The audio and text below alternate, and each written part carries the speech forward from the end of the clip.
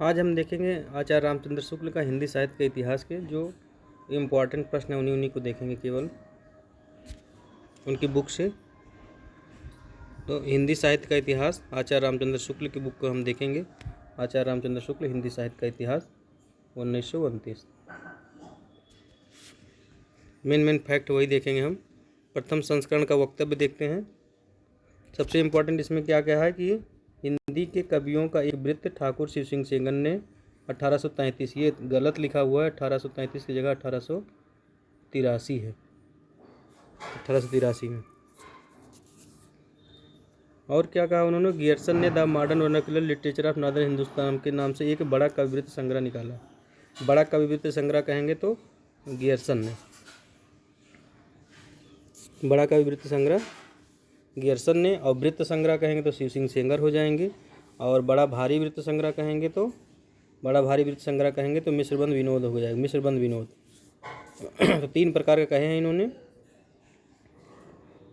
वृत्त संग्रह कहेंगे हम तो हो जाएगा शिव सिंह सेंगर का, और बड़ा कवि वृत्त कहेंगे तो हो जाएगा गियर्सन का,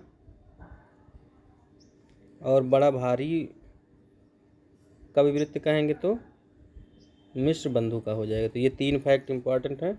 बड़ा वृत्त संग्रह, बड़ा कवि वृत्त संग्रह, बड़ा भारी। तो पहले में बड़ा वृत्त लगाए, दूसरे में बड़ा कवि लगा दिए हैं, तीसरे में बड़ा भारी कवि लगा दिए हैं। तो वृत्त कहेंगे तो शिव सिंह सेंगर का हो जाएगा, और बड़ा कवि वृत्त कहेंगे तो गियर्सन का हो जाएगा, और बड़ा भारी कवि वृत्त कहेंगे तो मिश्रबंध विनोद का हो जाएगा। आगे देखते हैं हम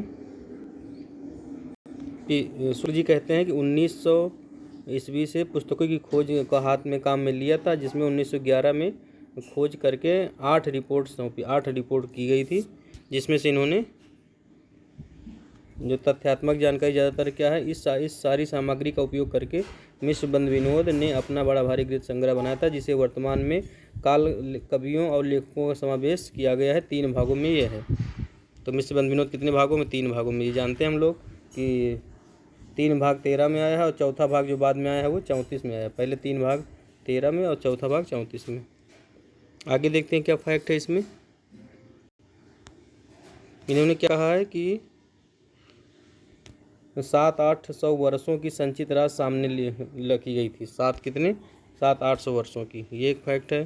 फिर उन्होंने कहा है, एक इम्पॉर्टेंट फैक्ट यहाँ पे कहा है कि सारे रचना काल को आदि, मध्य पूर्व इत्यादि खंडों में आंख मूंदकर बांट देना, और यह भी न देखना कि खंड में क्या आता है क्या नहीं, किसी वृत्त संग्रह को इतिहास नहीं बना सकता। तो ये शुक्ल जी ने कहा है इतिहास बांटने के कि किस तरह की जो है रचना काल का विभाग करना चाहिए। तो वो इन्होंने कहा कि आंख मूंद कर आएगा कि बांटना नहीं चाहिए। तो किसने कहा है? शुक्ल जी ने अपने प्रथम संस्करण वक्तव्य में कहा है।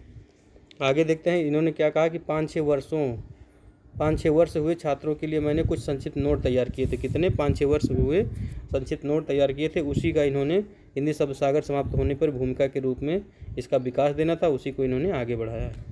आगे देखते हैं इनका फैक्ट क्या है। अगले पेज में इनका फैक्ट क्या है।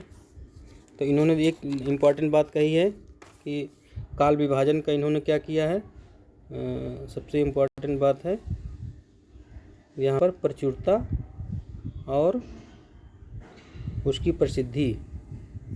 दो अगर पूछा जाए कि शुक्ल जी ने काल विभाजन किसके आधार पर किया है, आदिकाल का नामकरण किस आधार पर किया है, तो पुस्तकों की प्रचुरता और उसकी प्रसिद्धि। जैसे प्रसिद्धि हो गई, बिहारी की एक ही पुस्तक प्रसिद्धि है, और प्रचुरता मतलब किसी बुक की जिसकी अधिकता मिलती है। 2 के आधार पर उन्होंने काल विभाजन किया है। इसलिए उन्होंने लिखा कि सारांश ये है कि इन 2 बातों को ध्यान में रखकर काल विभागों का विवरण किया गया, नामकरण किया गया। कौन से 2 बातें? प्रचुरता और प्रसिद्धि। दोनों पास है, याद रखना है, प्रसिद्धि और प्रचुरता के आधार पर। 10 पुस्तकें थी, उसी के आधार पर इन्होंने देखिए कुल 20 पुस्तकें थी, उसमें से 10 पे इन्होंने किस तरह नामकरण किया। तो उसमें सबसे ज़्यादा जो 2 बातें मिली फैक्ट, प्रचुरता और प्रसिद्धि, इसी के आधार पर उन्होंने नामकरण किया है। आगे देखते हैं कि आदिकाल का नाम मैंने वीरगाल गाथा काल रखा। तो शुक्ल जी ने आदिकाल का नाम क्या रखा? वीर गाथा काल। और इसमें इन्होंने क्या बताया? 2 प्रकार की रचनाएं मिलती हैं। कौन सी? एक अपभ्रंश की देश भाषा, और एक अपभ्रंश की देश भाषा, एक अपभ्रंश की और दूसरा देश भाषा की, हाँ ऐसा है, एक अपभ्रंश की दूसरा देश भाषा की। तो देखते हैं यहाँ पे कौन कौन सी हैं। इसमें भी कह रहे हैं कि 4 पुस्तकें हैं जो ये जो अपभ्रंश की हैं, 4 पुस्तकें अपभ्रंश की हैं ये। तो विजय हम कीर्ति कीर्ति ऐसे याद कर लेना है, विजय हम कीर्ति कीर्ति, विजय हम कीर्ति कीर्ति क्या है, ये 4 अपभ्रंश की पुस्तकें हैं। और विजय हम कीर्ति कीर्ति ये 4 पुस्तकें क्या हैं, अपभ्रंश की हैं। और देश भाषा की पुस्तकें इनकी 8 है, टोटल 12 है, 4 + 8। तो इसमें क्या है, खुमार रासो, बीसलदेव रासो, पृथ्वीराज रासो, जयचंद प्रकाश, जय मैंगजस चंद्रिका, परमाल रासो, खुसरो की पहलिया और विद्यापति। तो ये इतनी रचनाएं हो गई। और इसमें भी जो 3 रचनाएं हैं इन्होंने बताया है कि बीसलदेव रासो और ये 2 रचनाएं हैं, खुसरो की पहलिया और विद्यापति की पहलिया, ये तीनों क्या हैं, श्रृंगारिक रचनाएं हैं। बाकी सभी क्या हैं, बाकी जो 8 रचनाएं वो क्या हैं, ये वीर गाथात्मक, इसलिए रेड से बना दे रहा हूँ ताकि याद चल जाए, ये वीर गाथात्मक रचनाएं हैं इनकी।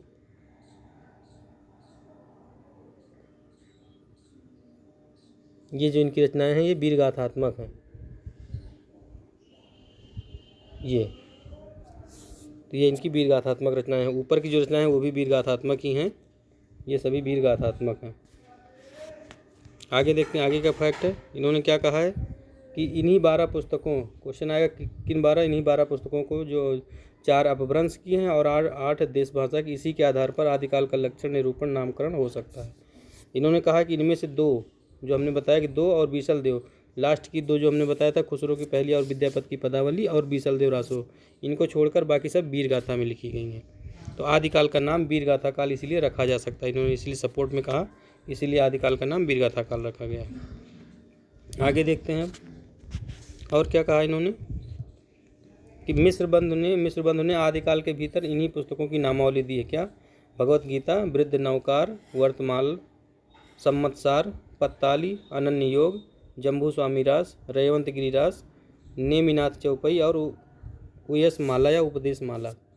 इसके बारे में इन्होंने क्या कहा है कि नंबर 1 की जो पुस्तक है ये भगवत गीता वाली, ये तो इसमें है, भगवत गीता इसकी भाषा से स्पष्ट है, तो ये हमें याद रखना है। मान लो कि पूछ ले कभी ये किससे है, तो तेहि दिन कथा कीन मन लाई, हर के नाम गीत चित आई, सुमिरो गुरु गोविंद के पाऊँ, अगम अपार है जाकर नाऊ। तो ये किससे है, नंबर 1 वाली बुक कह रहे हैं ये, तो नंबर 1 वाली बुक कौन सी है, ये भगवत गीता से लिया गया है।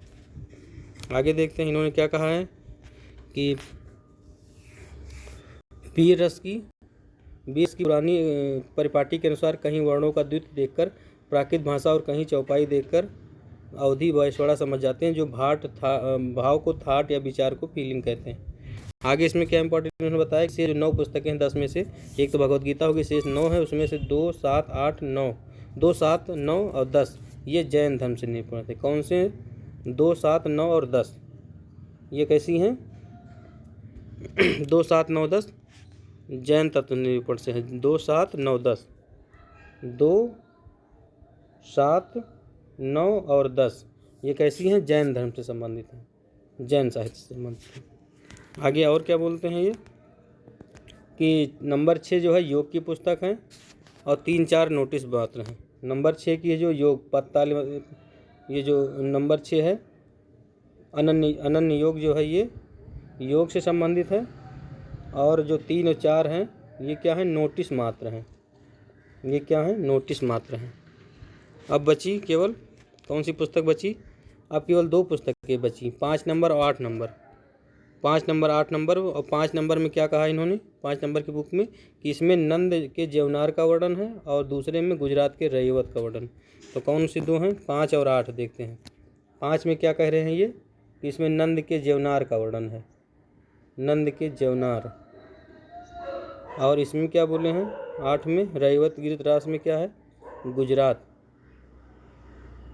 गुजरात के रैवत पर्वत, रैवत नाम से ही दिया है तो रैवत पर्वत का वर्णन है।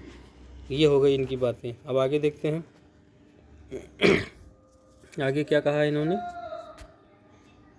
कि एक ही काल और कोटि की रचना भीतर जहाँ भिन्न भिन्न प्रकार की परंपराएं चली आई वहाँ अलग अलग शाखाएं करना, सामग्री का विभाग करना है। जैसे भक्त काल के भीतर पहले दो काव्य धाराएं निर्गुण और सगुण, भक्त के अंदर इन्होंने क्या बांटा है? दो, एक निर्गुण और दूसरा सगुण।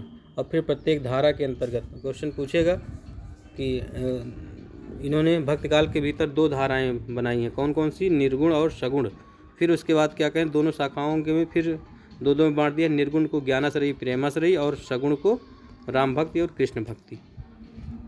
तो इसीलिए कह रहे हैं उनकी एक दूसरे से अलग अलग करके विशेषताएं अच्छी तरह दिखाई गई और देखते ही ध्यान में ये सब आ जाएंगी।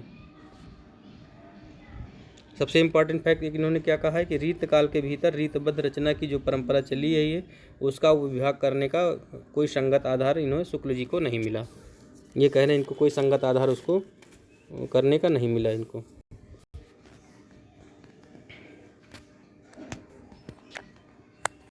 तो ये भी कह रहे हैं कि हो सकता है आगे चलकर कोई मिल भी जाए, ये भी कह रहे हैं, ये जरूरी नहीं है। कह रहे हैं कि रीतबद्ध ग्रंथों की बहुत गहरी छानबीन और सूक्ष्म पर्यालोचन करने पर आगे चलकर शायद विभाग का कोई आधार मिल जाए, पर अभी तक मुझे नहीं मिला। 1929 जब लिख रहे थे तब तक इनको नहीं मिला था शुक्ल जी को।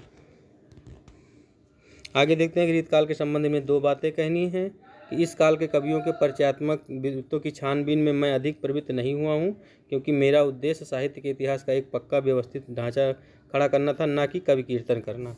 अतः इन्होंने कहा सबसे इम्पॉर्टेंट बात, अतः इन्होंने परिचयात्मक विवरण मैंने मिश्र बंधु से लिया। बार बार क्वेश्चन एग्जाम में पूछता है कि परिचयात्मक विवरण कहाँ से लिया गया है।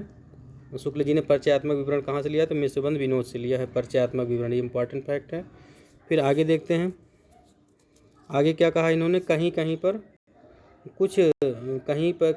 कुछ कवियों के विवरण में परिवर्तन परिष्कार भी किया इन्होंने कुछ परिवर्तन परिष्कार करके, जैसे ठाकुर दीनदयाल गिरी, राम सहाय और रसिक गोविंद का भी विवरण इन्होंने लिया है। तो परिचयात्मक विवरण इन्होंने कहाँ से लिया है? मिश्रबंध विनोद से, और ठाकुर दीनदयाल गिरी, राम सहाय और रसिक गोविंद से भी इन्होंने कुछ परिष्कार करके लिया। अगर क्वेश्चन आ जाएगा कि 4 विकल्प दे देगा कि किस में से नहीं लिया है, तो दीनदयाल गिरी, राम सहाय और रसिक गोविंद ये 3 से लिया है, एक अन्य नाम दे देगा जो नहीं रहेगा। आगे देखते हैं, आगे इन्होंने कहा है, एक लाइन ये कहा इन्होंने कि किसी कवि की इतिहास की पुस्तक में किसी कवि की पूरी क्या अधूरी आलोचना नहीं हो सकती। इन्होंने कहा है कि रीतकाल या किसी काल के कवियों की परिचयात्मक विशेषताओं के संबंध में मैं जो संक्षिप्त विचार प्रकट किए हैं दिग्दर्शन मात्र के लिए हैं। इतिहास की पुस्तक में किसी कवि की पूरी क्या अधूरी आलोचना भी नहीं हो सकती। तो ये इन्होंने लिखा है। तो किसी कवि की आलोचना लिखनी होगी तो स्वतंत्र प्रबंध या पुस्तक के रूप में लिखूंगा।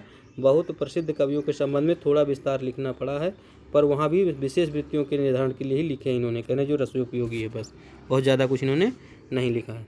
अब सबसे इम्पॉर्टेंट फैक्ट है, बार बार एग्जाम में पूछा जा चुका है कि आदिकाल में गद्य का आविर्भाव सबसे प्रधान साहित्यिक घटना है। सबसे इम्पॉर्टेंट फैक्ट है अभी तक का, सबसे इम्पॉर्टेंट। एक बार फिर से पढ़ते हैं क्या कहा इन्होंने कि आधुनिक काल में गद्य का आविर्भाव सबसे प्रधान साहित्यिक घटना है। आगे देखते हैं इन्होंने आगे क्या कहा है, वर्तमान काल। इन्होंने क्या, वर्तमान काल के अनेक प्रतिभा संपन्न प्रभावशाली लेखकों और कवियों के नाम जल्दी में या भूल से छूट भी गए होंगे, ये इन्होंने कहा है। आगे इम्पोर्टेंट इन्होंने क्या कहा है, ये लाइन इम्पॉर्टेंट है। हिंदी शब्द सागर, इन्होंने कहा कहने की आवश्यकता नहीं कि हिंदी शब्द सागर का इतिहास हिंदी शब्द सागर की भूमिका के रूप में हिंदी साहित्य विकास के नाम से 1929 में जनवरी महीने में निकल चुका था। कब निकला है पूछता है, कभी पूछ ले एग्जाम में, तो जनवरी महीना है। कब है ये? जनवरी महीना है। और हिंदी शब्द सागर की भूमिका के रूप में हिंदी साहित्य का इतिहास इन्होंने लिखा है।